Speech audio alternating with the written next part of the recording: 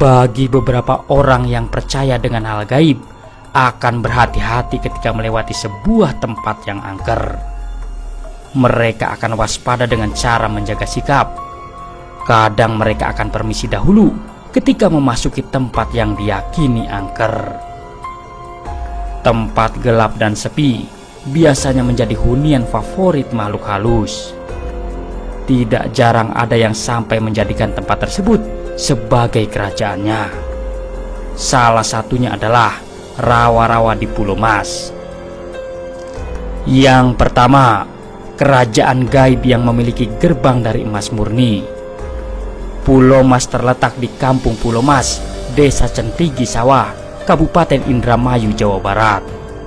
Di tempat ini terdapat sebuah rawa, tapi jika dilihat oleh orang berbakat, akan tampak sebuah kerajaan yang dibangun dari emas murni. Layaknya sebuah kerajaan, Pulau Mas dipimpin oleh Raja Jin Sakti bernama Raden Werdinata. Dalam menjalankan pemerintahannya, Raja Jin ini didampingi oleh Mahapati Jongkara dan Panglima Kalasrenggi. Raden Werdinata terkenal sebagai Raja Jin paling sakti di antara para jin penguasa alam gaib di bumi maupun di laut. Menurut kabar, ia masih memimpin kerajaan Pulau Mas hingga saat ini. Yang kedua, kerajaan gaib Pulau Mas dipimpin oleh Raja yang Sakti Mandraguna.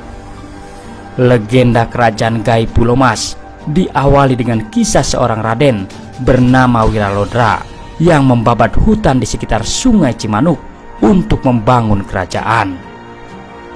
Melihat tingkah laku Raden Wiralodra tersebut, Raden Werdinata berang.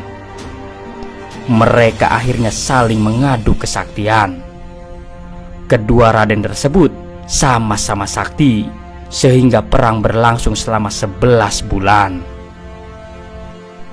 Perkelahian tersebut dilerai oleh Raja Jin lain bernama Kalacungkring. Raja Jin Kalacungkring takut jika pertarungan tersebut akhirnya melibatkan Ki Sudum, leluhur Raden Wiralodra. Jika sampai Ki Sudum terlibat, maka kerajaan jin di sepanjang Sungai Cimanuk akan luluh lantak. Akhirnya perjanjian damai disepakati dengan pernikahan lintas alam antara alam manusia dengan jin. Raden Werdinata menikahi Putri Inten yang merupakan anak dari Raden Wiralodra. Setelah sepakat berdamai, mereka bergotong royong membangun kerajaan.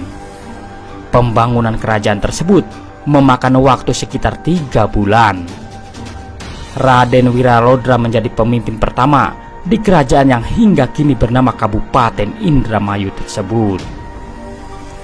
Yang ketiga, Raden Werdinata memeluk agama Islam. Setelah berdamai, Raden Werdinata ingin mengikat tali persaudaraan dengan Raden Wiralodra. Namun Raden Wiralodra tak bisa menerima saudara yang tidak seiman.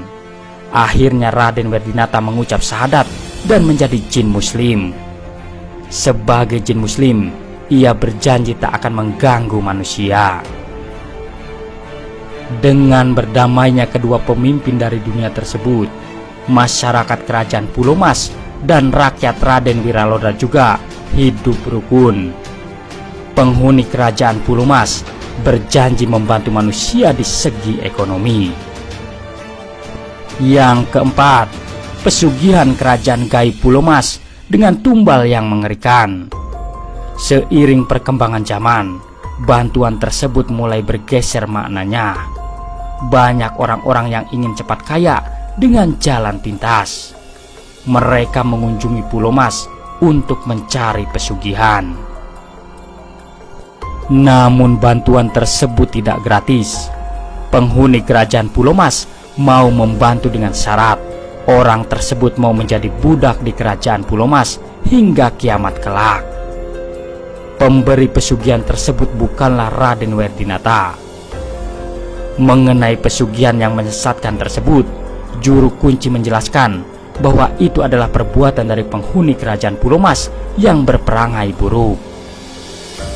Terlepas dari ada tidaknya kerajaan gaib Pulau Mas, ada beberapa pelajaran yang bisa kita petik dari kisah Raden Wiralodra dan Werdinata.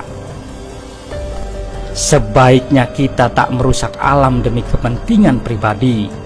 Alam juga menjadi tempat tinggal makhluk hidup lain, bukan hanya manusia. Selain itu, untuk mencapai kesuksesan, kita harus berusaha dengan giat. Terima kasih telah menonton. Semoga informasi ini bermanfaat. Jangan lupa subscribe-nya. Wassalam.